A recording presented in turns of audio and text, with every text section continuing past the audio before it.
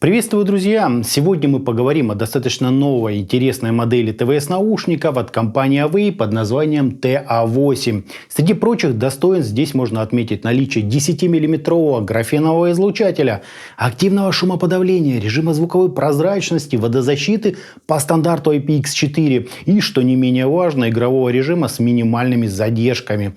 Да и по времени работы с качеством звучания им, поверьте, есть чем вас удивить. Собственно, поехали! Упаковка, как и всегда у Away, выполнена в фирменных таких желто-фиолетовых оттенках с изображением модели, ее основных достоинств и подробного списка характеристик. Упор производитель делает на защите от влаги по стандарту IPX4, наличии большого аккумулятора в кейсе и поддержку функций активного шумоподавления. В комплект нам положили вот такую вот небольшую инструкцию по эксплуатации, небольшой тоже короткий Type-C кабель, а также набор из 3 пар силиконовых насадок. Одни уже изначально были установлены на наушниках. Кейс имеет отличную эргономику, удобно ложится в боковой карман штанов и несет на себе небольшой такой экранчик с отображением текущего заряда и анимацией процесса зарядки чашечек. Застежка, как и всегда, держится на магнитике, петля здесь отличная. С обратной же стороны расположился Type-C разъем для зарядки. Внутри кейса установлен аккумулятор на 650 мАч, что с учетом емкости каждого из наушников обеспечивает более 40 часов суммарного прослушивания музыки. На одном заряде наушники способны проработать что-то около 7 часов к ряду. Чашечки в Away TA8 сделаны в классическом уже стиле с разговорным микрофоном на длинной ножке, с качеством работы которого вы, конечно же, можете ознакомиться самостоятельно. Я вставлю отрывочек из записи. Слушаем. Тестируем качество записи наушников Away TA8. Вот так вот, собственно, они записывают, и именно так вас будет слышать ваш собеседник при звонке. С внутренней части здесь располагаются 2 компенсационных отверстия, а с внешней еще одно отверстие для микрофона шумоподавления. Звуковод по размеру средний, с выступом для удержания амбушюр и защитной матерчатой сеточкой. А вот излучатель, друзья, сюда установили далеко не из простых. Производитель заявляет о наличии графеновой диафрагмы и внушительном на сегодня диаметре в 10 мм. Из минусов же могу отметить, друзья, только довольно-таки яркие светодиоды, практически прожекторы и не очень внятные контуры сенсорного слоя. На картинках показано, что стучать надо где-то в районе светодиодов. Однако опытным путем я выяснил, что сенсорный слой находится вот ровно над ними, то есть вот здесь. По управлению один тап дает паузу, 2 переключает треки, а 3 переводят наушники из обычного режима в игровой с минимальными задержками. Это очень важно.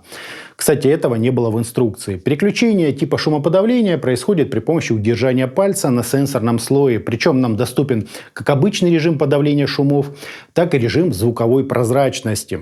Это когда нам слышно все происходящее вокруг. По возможностям подавления все в принципе достаточно стандартно. Низкие частоты гасятся очень хорошо, а вот середина и высокие лишь чуть-чуть так придавливаются.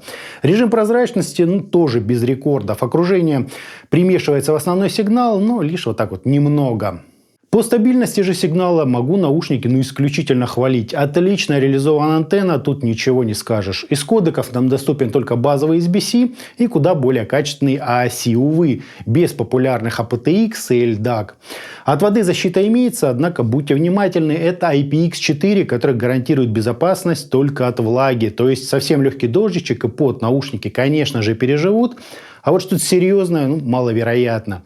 Громкости тут имеется с хорошим запасом. Я слушал где-то на 70% от максимума. Не скажу, что это рекорд, хотя есть куда еще даже наболтать.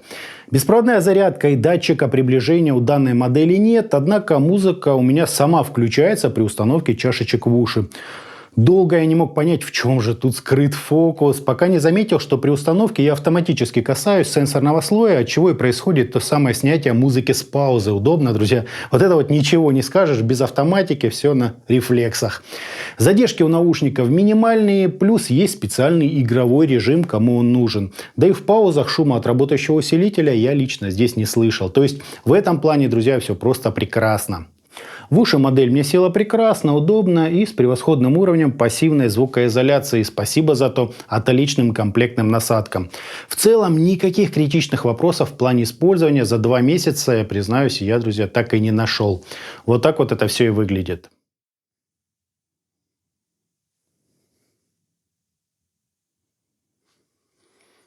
По измерениям имеем чуть укороченный импульс, свойственный игровым решениям, допустимые расхождения между левым и правым каналом и искажения в пиках, достигающие 0,3%, если считать от 100 Гц и выше, или около 1,3% на всем частотном диапазоне, что очень, друзья, добротный результат, как для беспроводных наушников.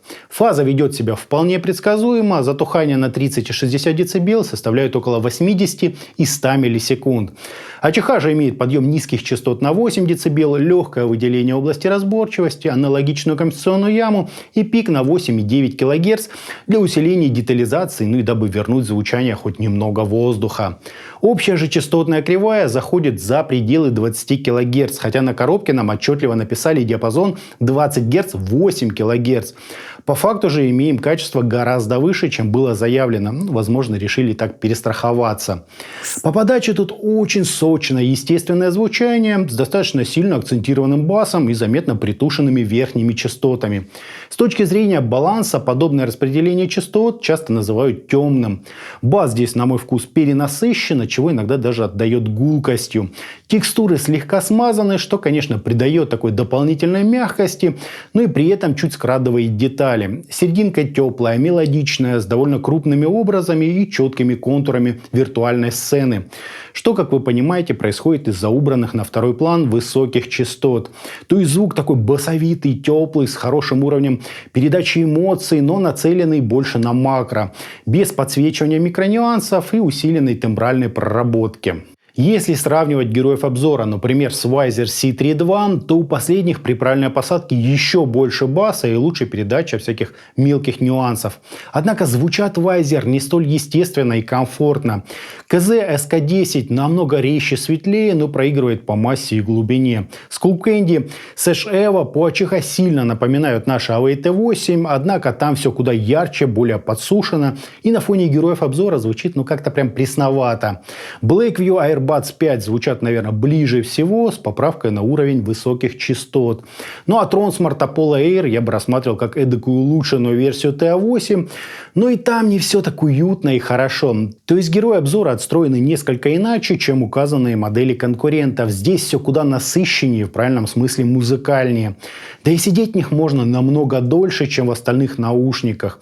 Однако лично меня подкупает даже не это. Характер звучания AV TA8 настолько такой приятный и мелодичный, что музыку хочется воспринимать целиком и просто наслаждаться. Так что при всех недочетах модели лично мне ее звучание понравилось больше, чем остальная часть перечисленных выше наушников. Есть тут тот самый любимый аудиофилами тембральный объем, глубина и естественность. Стилистически я бы рекомендовал избегать какую-то быструю или мультиинструментальную музыку. Из-за особенностей подачи наушники не способны достаточно четко прорисовать сцену в глубину и отработать слишком уж какое-то техничное исполнение. Неминуемо появится такой легкий смаз. Но, как я уже сказал, это нисколько не умаляет остальных достоинств наушников. Я множество раз предпочитал их даже более дорогим моделям. То, как они отыгрывают старый ламповый рок, джаз, блюз, электронную или акустическую музыку, это просто нечто. Для своего ценника просто выше всяких похвал и мои рекомендации. Итогом, беспроводные наушники AV TA8 лично меня порадовали 7 часами работы на одном заряде, очень хорошим качеством сигнала, удобством посадки и, конечно, наличием игрового режима и нескольких функций активного шумоподавления. Из минусов могу отметить только отсутствие поддержки aptX и LDAC кодеков. По поводу регулировки громкости вопрос остался открытый. Вроде как ее нет, но однажды, держа наушник в руках, она сама у меня выросла до максимума, так что вполне возможно, что я ее просто не нашел. Отдельный же восторг я испытал относительно их подачи. Настолько сочное, объемное и при этом естественное звучание я в данном сегменте еще не встречал. Да, бас тут иногда уходит в гул, такое встречается. И верха сильно задвинули, против правды не попрешь. Однако играют они на голову выше остальных моделей в этой цене. Гонял их более 2 недель и исключительно, друзья, положительные впечатления. А вы постарались и сделали реально годные наушники. Если, как и я, предпочитаете высокому разрешению мелодичность и тембральную глубину, то это ваш выбор. Добрые ушки, друзья, вполне рекомендую. Это были наушники AV TA8. А у меня на этом все. Всем добра, всем пока-пока. Подписывайтесь на канал и оставляйте свои комментарии под данным роликом.